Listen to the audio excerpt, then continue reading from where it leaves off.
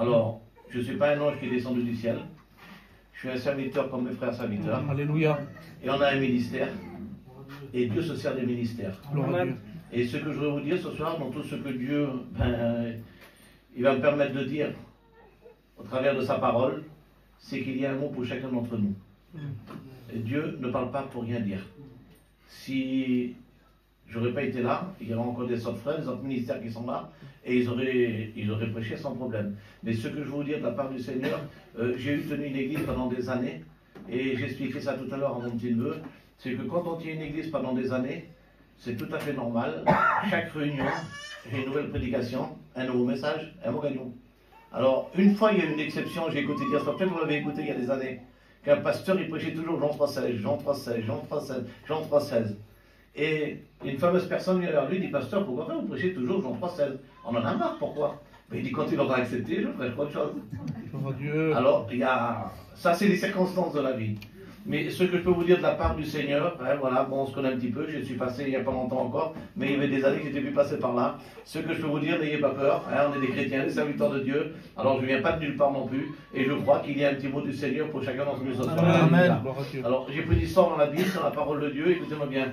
C'est quelque chose de merveilleux parce que, en étudiant depuis tout à l'heure un petit peu, j'ai déjà prêché sur ce thème sans problème, mais toujours peut-être de manière différente. Et en passant ce message dans mon esprit, je disais, Seigneur, vous savez, pour que quelqu'un devienne notre ami, pour qu'une personne, pour qu'un homme a un copain ou un ami, ou une femme, c'est pareil dans ce domaine de la vie. Vous avez vu une copine d'été, une copine de mission, ou une copine d'église, c'est ce que je veux dire.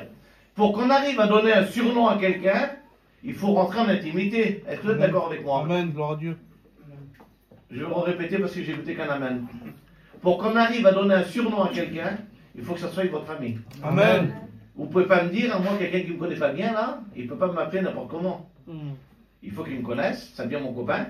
Et après, il ose, parce que c'est mon copain. Il sait que je crois, c'est normal. Et là, par rapport à cet homme, à un moment donné, cet homme, on l'appelle l'ami de Dieu. Mais il faut du temps sur la terre pour être l'ami de Dieu. Il faut un cheminement dans les choses de Dieu pour qu'on devienne l'ami de Dieu. C'est pas tout le monde qui peut devenir l'ami de Dieu. Il faut renoncer à des choses pour être un ami avec Dieu. Parce que pour être un ami avec Dieu, il faut rentrer en intimité avec lui. Amen. Alors on rentre de temps en temps, la réunion, on rentre en intimité. Mais il faut garder cette intimité. Il n'y a pas qu'à la réunion qu'il faut avoir cette intimité.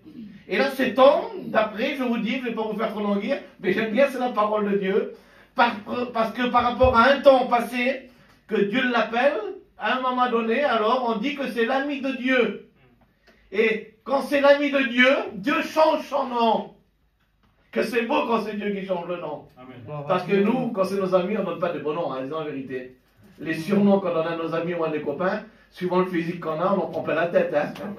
Vous l'avez compris, le beau clocher, la belle cloche, la belle église. Alors le slogan, c'est que un beau clocher n'a jamais défiguré son village. Attends ce qu'on me le dit, je répète cela. Mais c'est la parole du Seigneur, alléluia. On est dans la maison de Dieu et je crois qu'on a le droit d'être dans la joie. Alléluia. On a le droit d'être dans la paix. Gloire à Dieu. On a le droit de ne plus penser aux choses de dehors. On a le droit de penser à Dieu, penser à la parole de Dieu, penser au ciel, penser à la bénédiction de Dieu. Et Dieu, tantôt il nous parle d'une manière, Job 33, 14, et tantôt il parle d'une autre manière.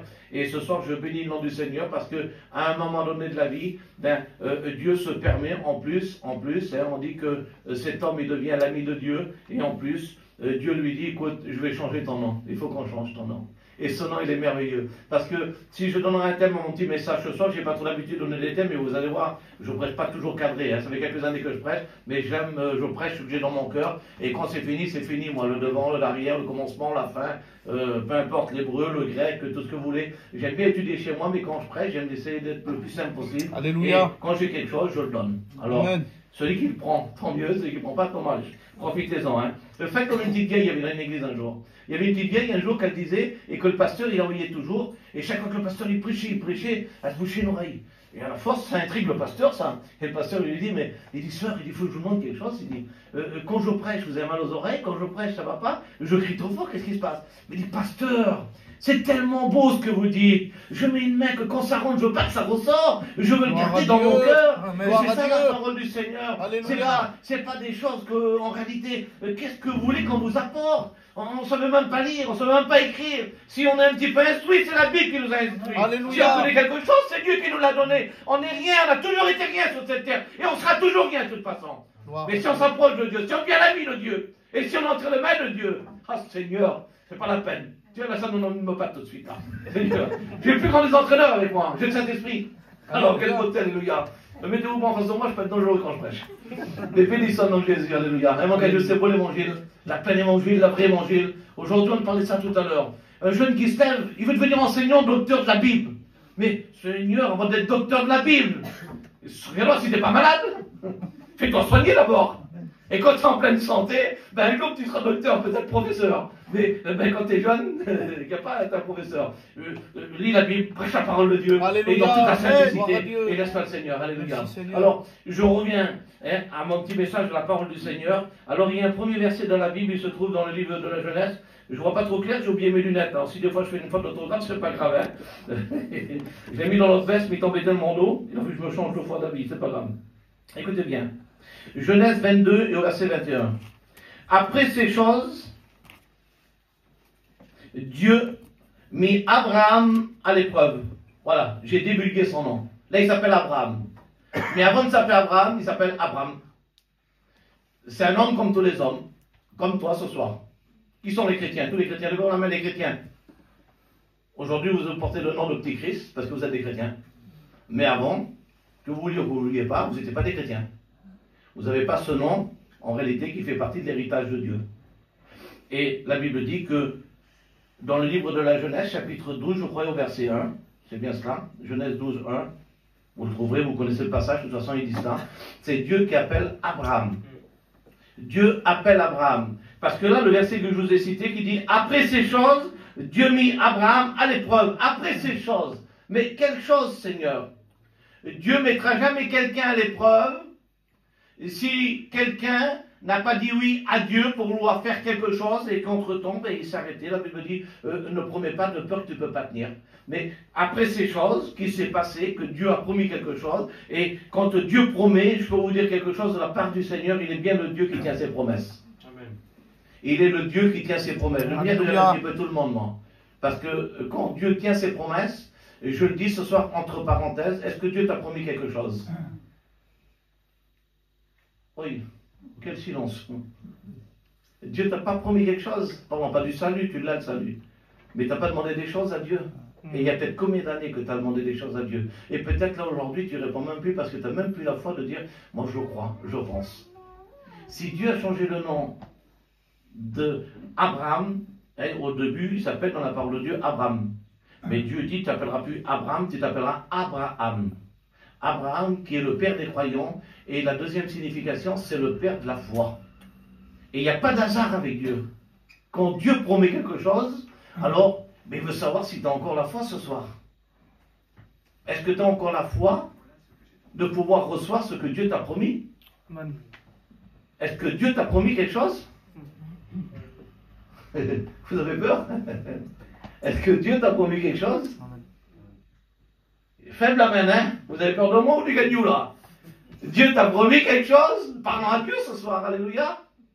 Qui que ce soit en réalité. Et c'est tout à fait normal, on est des chrétiens, chaque jour qu'on se lève, on demande quelque chose à Dieu, il y en a pas des promesses, mais chaque jour, c'est une routine qui est totalement normale, ça d'un chrétien, d'un enfant de Dieu. Qu'on veut que nos familles se convertissent, que nos enfants se convertissent, que nos parents se convertissent, qu'on a besoin des guérisons dans la famille, qu'il y en a qui sont malades. On a besoin, alléluia. Et alors quand on regarde la Bible, écoutez-moi bien, quand Dieu parle à quelqu'un encore d'une certaine âge, on peut dire, allez, on a peut-être une raison ou on peut attendre. Mais là, la Bible dit, quand Dieu parle dans le livre de la Genèse, chapitre 12, à partir du verset 1, Dieu parle à Abraham, et Abraham, il a 75 ans.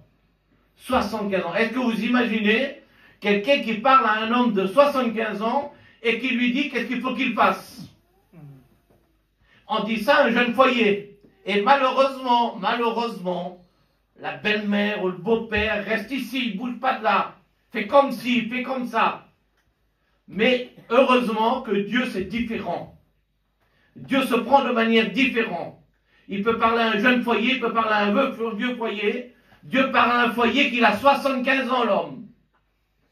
La femme, d'après la Bible, la parole de Dieu, par rapport à Abraham, peu importe, parce que bon, c'est la Bible qui nous relate tout cela, c'est Saraï, si vous voulez, et d'après la Bible, d'après la parole du Seigneur, quand Dieu parle à cet homme, imaginez-vous, qu'est-ce qu'on pourrait dire à un homme de 75 ans? C'est pas de démon, il faut qu'il y ait quelque chose là à la base.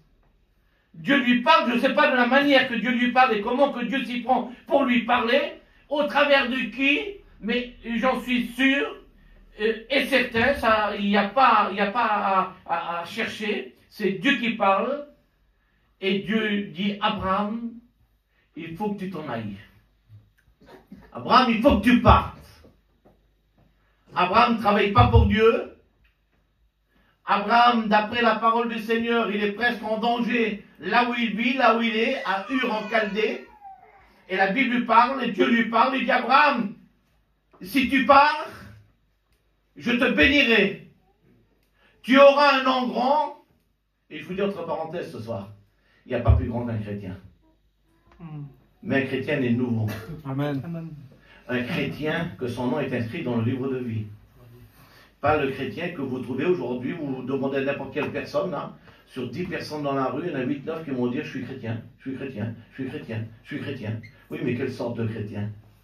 Parce que porter le nom de Christ, la Bible dit qu'au nom de Jésus, il n'y a rien qui peut résister. Même les portes de l'enfer, ils tremblent. Il n'y a rien. Il n'y a pas un pécheur qui ne peut pas être pardonné, il n'y a pas un péché qui ne peut pas être ôté, il n'y a pas une personne qui ne peut pas être sauvée. Parce que derrière le nom de Jésus, il y a le sacrifice expiatoire de la croix, il y a toujours le sang de Jésus, alléluia, pour laver, pour purifier, pour sanctifier, pour régénérer, pour sauver les personnes qui ne sont pas chrétiennes. Et quand on est porteur du nom de Christ, ce n'est pas un simple chrétien.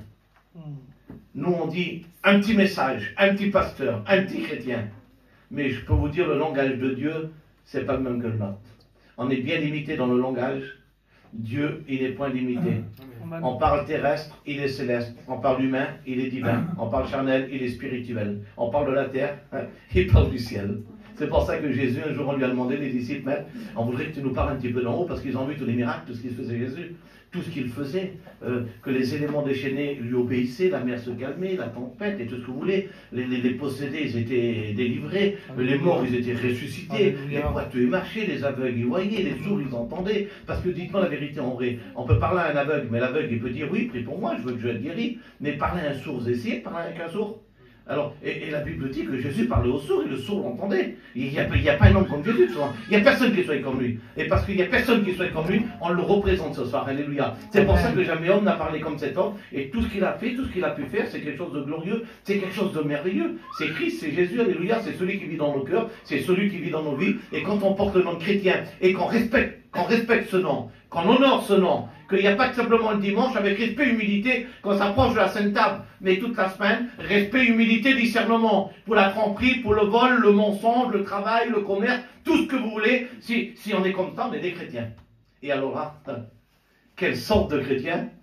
Quelle sorte de chrétiens, quelle sorte d'enfants de Dieu, de véritables chrétiens, mon cagnou, de véritables enfants de Dieu, des personnes qui ont été lavées par le sang de Jésus. Est-ce que vous imaginez que quand on est touché par le sang de quelqu'un, on a peur d'attraper des mauvaises maladies? Mais quand on est touché par le sang de Jésus, quelle grâce, quel honneur, quelle puissance, quelle autorité, alléluia. C'est le sang de Jésus qui purifie de tout péché, alléluia. Alors, le mot chrétien, c'est quelque chose de merveilleux. Et d'après la Bible, la parole du Seigneur, ben, je vous le dis en toute vérité qu'Abraham, à cette époque-là, il avait besoin, il fallait qu'il fasse. Et le cheminement d'Abraham, pour vite fait, si on regarde tout ça, le cheminement d'Abraham, Abraham il part, il s'en va. Et quand Abraham il s'en va, écoutez-moi bien, il prend avec lui son père, il prend avec lui son neveu, et il prend sa femme, et il s'en va. Et pendant qu'il s'en va sur la route, c'est le Seigneur qui lui dit, écoute Abraham, c'est comme ça de toute façon, d'après la parole du Seigneur.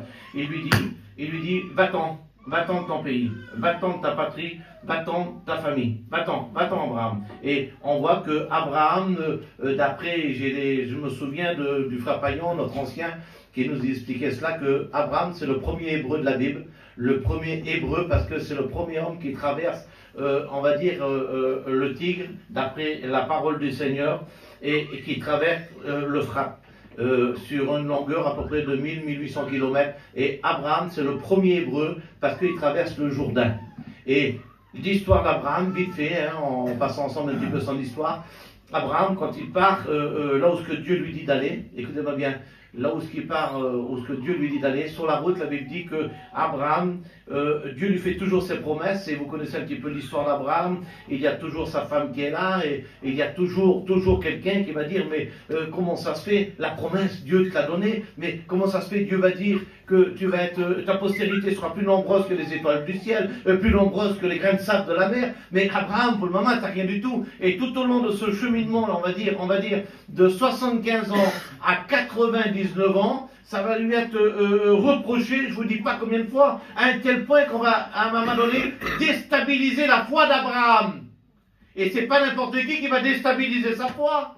C'est pas un étranger, c'est pas quelqu'un de notre part, c'est pas, on pourrait dire, un pasteur ou un autre chrétien qui va déstabiliser une autre personne. Non, c'est la femme d'Abraham à un moment donné. Elle déstabilise Abraham. Pourtant, Dieu lui a toujours dit, Abraham, je te le dis, tiens ferme. Et à un moment donné, ben, c'est Dieu, il est Dieu. De toute façon, tout ce que sa bouche dit, son bras l'accomplit. Il parle, la chose arrive, il ordonne, elle s'accomplit. Parce qu'il est Dieu. Il n'y a pas un nombre de variations en lui. Il dit que le ciel et la terre passera, mais sa parole ne passe pas. Elle ne passera pas, jamais de la vie. Et la Bible dit qu'à un moment donné, ben, on voit où ça défaille, c'est que la Bible dit que la femme d'Abraham va trouver Abraham, et vous savez, il y a des femmes que c'est comme ça. Je ne comprends pas pourquoi, le comment, mais c'est comme ça. Ben voilà, et eux, ils ont la vision, ils sont visionnaires, et il semblerait qu'ils ont presque le ministère. Je ne comprends pas. Il n'y en a pas, pourtant, ça n'existe pas dans la Bible. Mais c'est pas, ça peut être des surdoués, je ne sais pas pourquoi, moi. Et là, cette femme, elle va aller trouver Abraham, elle va lui dire, Abraham, écoute, ben, il y a une servante.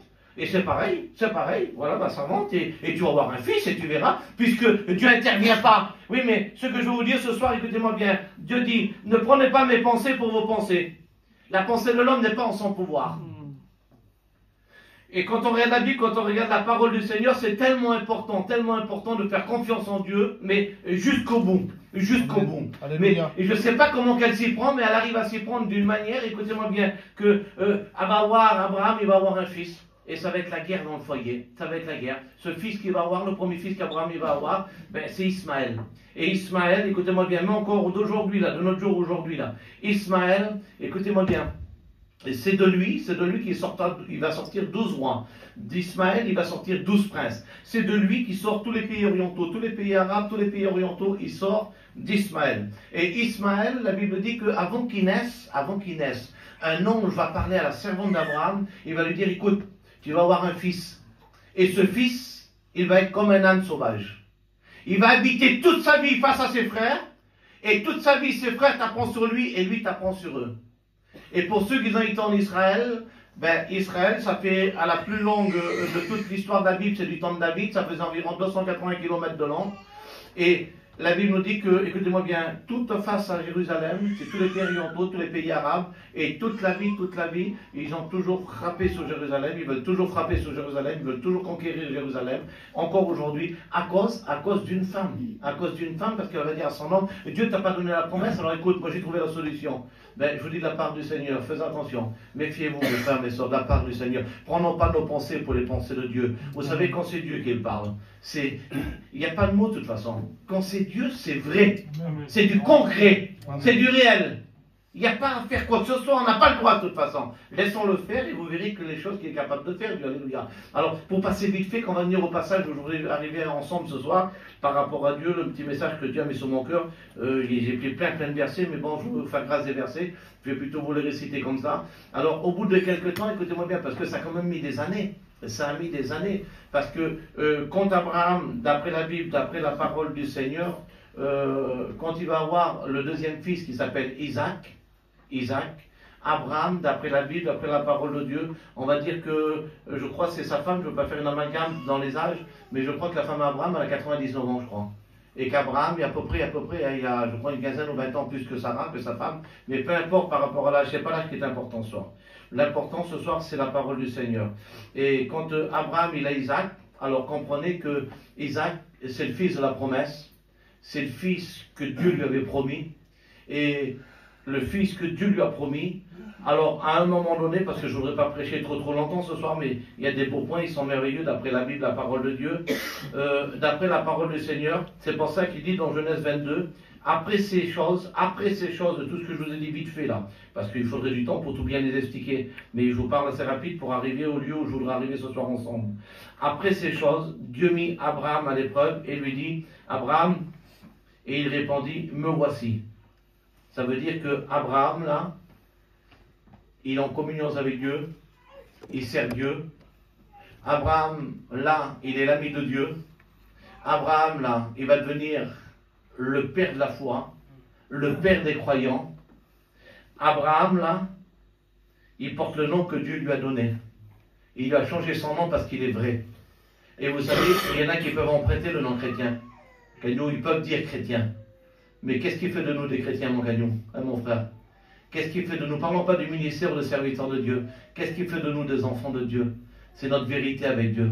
C'est notre marche avec Dieu. C'est notre sincérité avec Dieu. C'est ce qui fait de nous des enfants de Dieu. Quand on est un enfant de Dieu, ben, je vous dis en vérité de la part du Seigneur, c'est quelque chose de merveilleux. Vous savez, dans ces 2-3 jours, là, je dis ça, j'ai eu pas mal d'expériences. En 2-3 jours que j'ai passé par ici, que je ne vais pas être là. J'ai fait tout un programme pour là-bas ou là-bas, mais je me trouve là. Alors, écoutez-moi bien. Si je vous dis, bon, je ne sais pas si vous me connaissez bien, mais jamais de la vie, je me suis disputé avec quelqu'un, je ne sais pas ce que c'est. J'avais 10 ou 12 ans. Et une fois la partie, ça c'est 10 ou 12 ans. Imaginez la puissance. J'étais à l'école et un petit gros m'a chicané, j'ai foutu un coup de poing, les lunettes ont tombé, c'est moi qui ai pleuré. J'avais 10 ou 12 ans. À imaginer la méchanceté. Et tout au long de ma vie, je vous dis en vérité, je ne sais pas qu'est-ce que c'est qu'une chicane, qu'une dispute, je ne sais pas ce que c'est. Et j'aime pas. Si je vois un foyer se disputer, ça me fait presque envie de pleurer. Moi j'y vais parce que je suis serviteur de Dieu, mais j'ai envie de me fermer à clé. Je ne peux pas entendre un cri d'une bagarre, quelque chose. Et je ne peux pas vous expliquer comment j'aime pas ça. Alors, et là, il y a 2-3 jours, et je vous le dis en vérité, même le matin quand je pars, le matin quand j'amène mon camion au garage, ça fait 2 jours que ça dure là. Le matin, j'essaye d'être le plus gentil du monde. Mais pourtant, je ne vais pas en penser, je suis un chrétien. Mais vous savez que ça me fait du bien, je vais vous dire pourquoi. Parce que je ne vais pas chiner du tout. Je vais dire, ma femme, je crois que l'air de la mer, ça me fait du bien pour mon épaule. Maman, que ça va bien. Elle dit non, parce que je ne suis pas un grand travailleur. Mais là, ça fait 4-5 jours que j'ai pu faire des bagages avec mon fils, il est parti. Elle dit, c'est parce que tu ne travailles pas. Ah, mais j'ai dit, c'est bon, c'est ce côté-là alors. Mais on observe tout, ce moment, tout. Et là, il y a 2-3 jours, là où je vais dans les garages, de partout, là, avec les gadgets, j'essaye, parce qu'on a des caractères, comme tout le monde, un petit peu, hein. On me dit, le camion, il est cassé, c'est ci, c'est ça. Et j'ai reçu 10 000 coups de fil, là, voilà. Ben, plutôt de faire me tourner à l'envers, non, maman, j'essaie d'y aller avec tout le monde. Je rentre dans les garages, je ne sais pas comment les prendre. Il y a je sais pas combien de gars, je dis, oh, que c'est beau le sourire, je dis, que c'est beau de voir le sourire dans les garages comme ça. J'essaie d'aller flatter de tous les côtés. Ben, je vous dis en vérité, de la part du Seigneur, c'est encore une autre vision par rapport à l'évangile. Mais c'est quelque chose de merveilleux. Parce que ça me permet de parler de Dieu. Ça me permet de témoigner. Ça me permet de faire des expériences. Et je ne vous explique pas comment. Et quand on est un chrétien, je reviens encore au mot chrétien. Quand on est un chrétien, on peut foutre un coup de klaxon. On peut foutre un coup de klaxon à une voiture. Mais il faut faire attention. Quand on fout un coup de klaxon, en face, on peut nous refoutre un coup de klaxon. Mais il ne faut pas foutre un deuxième coup de klaxon. Il ne faut pas lever la main. Parce qu'on est des chrétiens. Vous avez compris? Amen. Et il faut faire attention. Parce qu'en face, c'est peut-être pas des chrétiens. Un coup de klaxon, un deuxième coup de klaxon, on lève la main, il s'arrête. Et voilà. Alors un chrétien, il faut faire attention. Il garde la main sur le volant, il ne met pas la main sur le klaxon, entre parenthèses. Et ça, c'est tellement important quand on est un chrétien. Alléluia. Amen. Alors, après ces jours, après ces choses, Dieu parle à Abraham et il dit à Abraham, et il le met à l'épreuve. Il lui répondit, me voici. Dieu dit, Abraham, prends ton fils, ton unique fils. C'est pas possible. C'est pas possible. Mais qu'est-ce qu'il fait Dieu là? Cet homme, il fait partir de chez lui, il a 75 ans. Il lui dit qu'il va le bénir. Il lui dit qu'il va donner plein de bénédictions. Il lui dit plein de choses. Il attend un fils, il ne peut pas en avoir, il essaye d'en avoir un tout seul. Il faut qu'il chasse, il faut qu'il le fasse partir de chez lui. Il part avec son père il meurt sur la route. Il part avec son neveu, il faut qu'il se sépare. Et il arrive dans un endroit, il a un fils, il attend, il grandit. Imaginez que Abraham, comment il devait le voir grandir ce fils? Comment qu'Abraham devait aimer ce fils? Et à un moment donné, parce qu'Abraham il est plus jeune là, hein, il a plus que 75 ans. Abraham il doit avoir 120 ans à peu près, avoir plus. Et Dieu lui parle, il dit Abraham, il faut que tu m'offres ton fils, il faut que tu me le donnes. Ça fait combien d'années que tu es chrétien? Ça fait combien? Réponse Saint-Esprit, ça fait combien d'années que tu es chrétien? Avant que tu sois chrétien, Dieu jamais t'aurait demandé ça. Pendant que tu étais chrétien, maintenant toutes ces années, Dieu n'aurait jamais demandé et n'aurait jamais été jusqu'à là. Mais aujourd'hui, Dieu te demande ce que toi t'as promis de faire et que tu ne l'as pas encore fait et que peut-être que tu ne veux pas le faire. Et Dieu te demande, est-ce que tu es capable, est-ce que tu veux le faire maintenant? Le temps, il est venu. Il faut que tu fasses. Il faut que tu prennes la décision. Et il en est assez, t'as promis, t'as promis, t'as promis. Dieu te demande, est-ce que tu es capable de le faire ce soir? Là, il n'a pas demandé à Abraham si tu étais capable. Hein? Et je vous promets de la part du Seigneur, connaissant Dieu, et avec l'intimité de Dieu qu'il avait avec Abraham, l'homme de Dieu qu'Abraham c'était, Dieu ne lui a pas parlé comme je vous parle ce soir, moi, jamais de la vie. Dieu ne nous a pas parlé, il n'a pas parlé à Abraham comme il nous parle ce soir, jamais de la vie. Il a dit, Abraham, il faut que tu m'offres ton fils, il faut que tu me donnes ton fils. Alors Dieu vous connaît, Dieu te connaît, il sait ce soir. Tu ne donneras peut-être pas ton fils. Tu ne voudras peut-être pas lui donner. Même moi. Même qu'aujourd'hui, ils sont tous chrétiens. Mes fils, mes garçons, mes belles-filles, mes gens, mon gendre, tout le monde est chrétien, tout le monde est sauvé. Mais moi, je ne peux pas donner un fils. Je ne peux pas, je ne pourrais pas du tout. Mais ce n'est pas ça que Dieu me demande ce soir. Ce n'est pas ça que Dieu te demande ce soir. Dieu te demande quelque chose, ce soir tu as demandé quelque chose à Dieu, tu vas être béni, tu vas recevoir la bénédiction de Dieu. C'est bien, tu as fait des petits sacrifices, tu as fait des petites choses. Mais ce n'est pas les petites choses qui sont importantes pour Dieu, c'est la grande chose. Il faut que ce soir, dans ton cœur, tu sois vrai et sincère. Et dire, Seigneur, ça y est, c'est bon. J'ai compris le message ce soir. C'est ce soir. Je dois le faire. Il faut que je m'engage, Cagnou. Parce que dans les moments de nos vies, mon frangin, à des moments, il y a des décisions à prendre.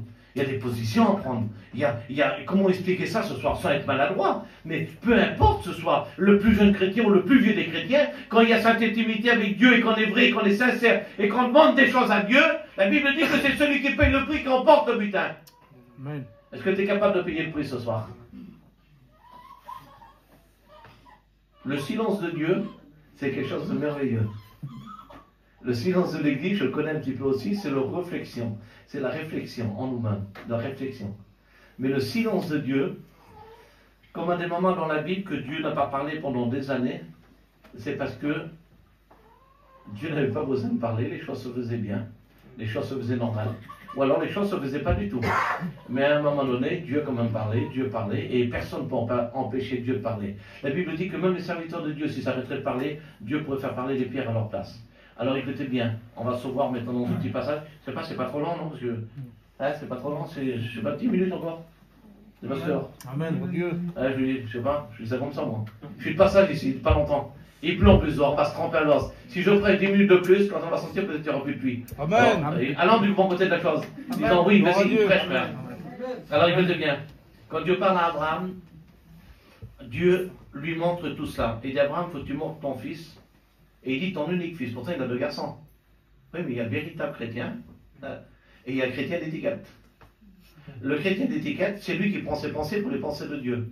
Il dit, moi je dois être ici, moi je dois faire ci, moi je dois faire ça, moi je dois faire là, moi je dois aller là-bas. Oui, fais ce que tu veux, c'est une étiquette. Une étiquette, regardez, on met un verset de la Bible, il y en a, mais c'est les versets de la Bible. C'est une étiquette. Mais quand on prend la Bible et qu'on l'ouvre et qu'on parle, alors là, on prêche, c'est différent.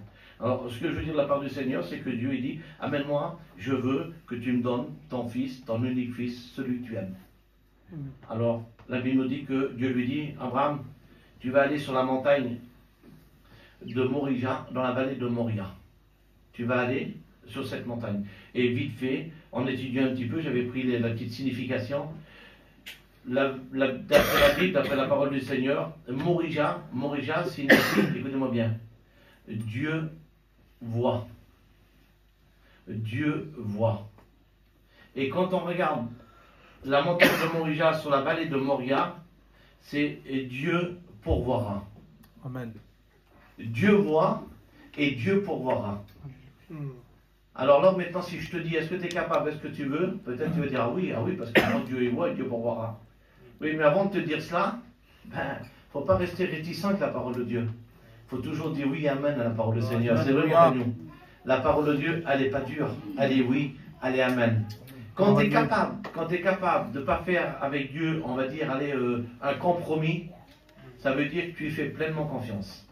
Si tu y fais pleinement confiance, je ne sais pas moi quoi te dire ce soir, mais c'est tellement grand. C'est tellement grand que nous, tous qui sommes là, on ne devrait même pas être là ce soir. On ne devait même pas être sauvés. Dieu ne devait même pas donner son Fils sur la terre pour nous sauver à nous. On valait rien, on était méchants. On était mauvais. Même encore aujourd'hui qu'on est chrétien là. Oui, aujourd'hui qu'on est chrétien, je le dis en vérité. Je ne me gêne pas pour parler à l'église ce soir. Je parle de tout mon cœur. On est ensemble, on a le même cœur, on est pareil. Il semblerait qu'aujourd'hui, plus le temps est tard, plus les chrétiens, il semblerait qu'ils sont que pour eux. Ils sont réticents. Il y a un plat de manger, ils veulent le garder pour eux. Il y a un arbre à tailler, ils veulent tailler pour lui. Il a 17 maisons à faire, l'autre il ne mange pas, il fait les 17 maisons. Mais non, c'est pas ça un chrétien, un enfant de Dieu. Il faut qu'il y ait cet amour, il faut qu'il y ait ce partage dans les temps qu'on vit. On vit des temps pas normaux de toute façon. On vit des temps pas normaux. Et tout le monde le sait qu'on vit des temps pas normaux. Mais pourquoi qu'on ne change pas alors? Pourquoi qu'on n'essaye pas un petit peu d'essayer de faire quelque chose pour essayer d'améliorer autour de nous, avec nous? Pourquoi vous croyez quelquefois, ça arrive en vérité, je vous le dis. Il y a des églises, c'est toujours pareil. Pourquoi? Parce que ça ne bouge pas, c'est comme cela. Mais il faut essayer de s'améliorer. Essayer, ce qu'on n'a pas pu faire hier, ben faisons-le demain. Faisons-le pour le Seigneur. Amen. Dieu voit et Dieu pourvoira. Amen. Je le dis. Fais confiance à Dieu. Dieu te voit, Dieu t'a vu, Dieu t'a entendu. Dieu voit et Dieu pourvoira. Et la Bible dit que Dieu dit à Abraham, il dit va avec ton fils, ton unique fils, et va sur la montagne de Moria, dans la vallée de Morija, qui signifie la vallée des parfums, et que pour certains d'entre nous, je ne veux pas rentrer dans tout ce qui est le texte de la parole du Seigneur, mais vous savez qu'à un moment donné, le fils d'Abraham, il lui dit, Isaac, il dit mon père, il dit c'est bien que tu vas là-bas parce qu'il connaît son père, lui. Il sait que c'est un homme de Dieu. Il sait qu'il fait des sacrifices pour Dieu. Je vous dis en vérité, père, mère, est-ce que vos enfants vous reconnaissent comme de vrais chrétiens? Est-ce que dans vos maisons, dans vos caravanes, est-ce que vous avez le même témoignage que vous avez à l'église? Les plus gentils de la terre, hein. Les meilleurs agneaux du monde. Est-ce que dehors, vous êtes des agneaux ou vous êtes des lions? Parce qu'il y a des chrétiens comme ça. À l'église, c'est des petits agneaux. Quelle beauté! Et dès qu'ils sortent, c'est des lions. Et je vous dis ça pourquoi ce soir? Je vous dis tout ce que j'ai dans mon cœur. C'est tellement important la parole de Dieu, mon Amen. frère. C'est tellement important de ne pas avoir le dédoublement de la personne. D'avoir un caractère vrai. Un caractère que quand on se voit, ben, tu as toujours le sourire. Ça va, mon frangin. Si je te dis en vérité, tout à l'heure, je n'ai pas fait attention, il est tombé de l'eau, c'était mouillé quand j'ai rentré là. Mais ça m'a fait quelque chose que je n'ai pas fait attention de te voir à toi, de ne pas te dire bonjour. D'abord l'ancien, prendre pas le coup, dit mon frère, comment tu vas? Je suis assis là, j'ai pas vu qu'à nous. C'est pas possible. Pas du regret pour me faire pardonner si je me mets à côté de lui. C'est comme ça dans mon cœur, on est vrai. Amen. On est vrai. Amen. Je ne fais pas ça parce que c'est lui, mais c'est un frère que j'aime, mais c'est un ministère. Et c'est un ancien. Amen. Alors, ben voilà, chacun fait comme il veut, mais moi c'est comme ça, vous ne le changerez pas de toute façon. Et la Bible dit que Abraham, il prend son fils, et à un moment donné, écoutez-moi bien, au bout de quelques jours de marche, là, il y a des jours, au bout, je crois, de 3 jours de marche, le fils, il dit à son père, il dit, mon père, il dit, à un moment donné, quoi, au bout de 3 jours, Abraham, il fait laisser ses serviteurs là, il prend son fils, il prend le feu, il prend le bois, il prend l'ânon et il commence à partir et au bout de 3 jours il voit la montagne, ça veut dire 3 jours, et quand il voit la montagne il prend son fils et là quand il n'y a plus personne, son fils il rentre en intimité avec son père, il dit mon père, il dit il y a le bois, il y a le couteau, il y a le feu, mais il y a tout quoi. Mais il dit oui, ce qu'il est le sacrifice. Et ce soir je voudrais te dire mon frère, ma soeur, le sacrifice il n'est pas à côté de toi, le sacrifice il n'est pas en haut de toi, le sacrifice il est en toi. Amen. C'est toi et c'est personnel. Amen. Le sacrifice que tu dois faire, c'est en toi-même.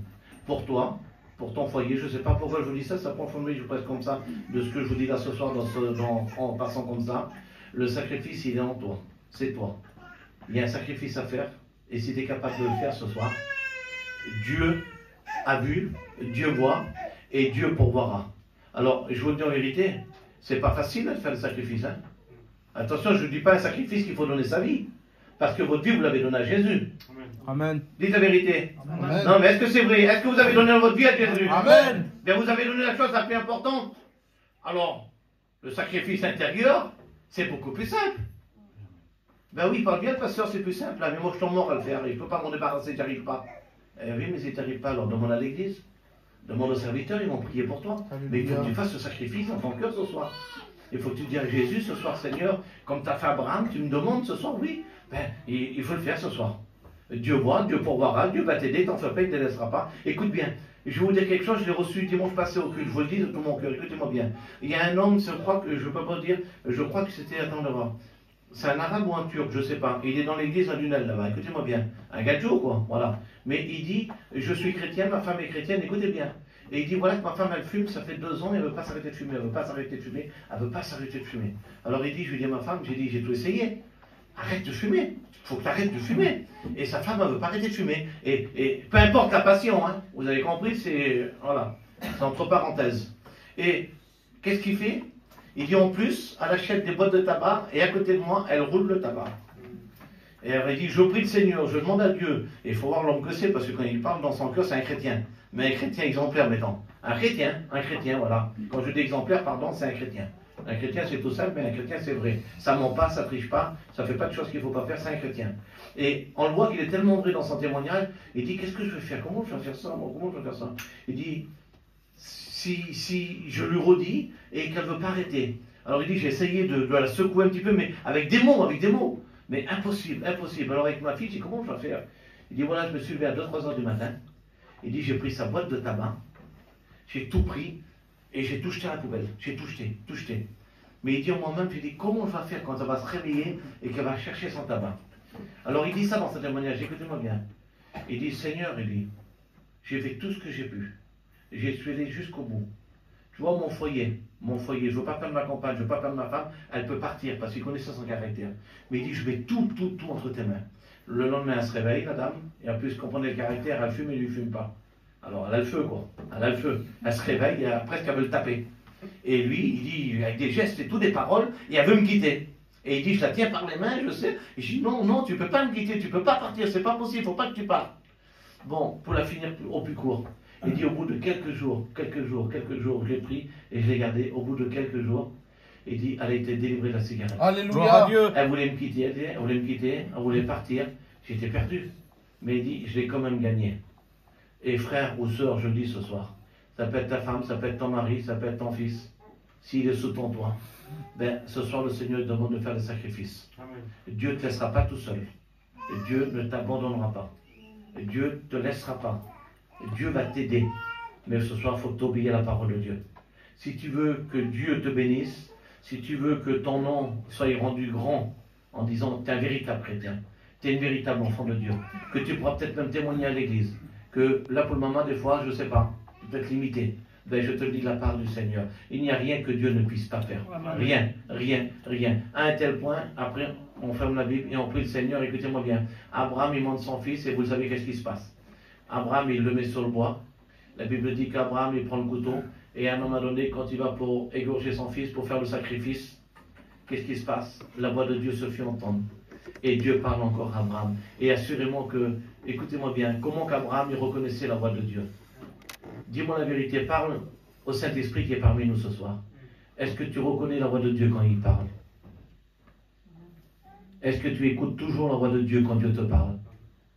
Abraham, il aurait pu entendre des voix. Il était lui et son fils tout seul. Mais quand Dieu lui parle, Abraham reconnaît la voix de Dieu. Dieu parle et dit, Abraham, ne porte pas la main sur l'enfant. Mais il dit, regarde dans le buisson là-bas. Le sacrifice était préparé. Amen. Alléluia. Et Dieu ne te demandera jamais de faire quelque chose que tu ne pourras pas faire. Si Dieu te le demande, c'est parce que tu peux le faire. Tu peux le faire. Simplement crois et tu verras la gloire de Dieu. Amen. On prie le Seigneur. On ferme nos yeux ensemble ce soir. Seigneur, tu es Dieu, tu es glorieux, tu es merveilleux. Combien nous t'aimons, combien nous t'adorons.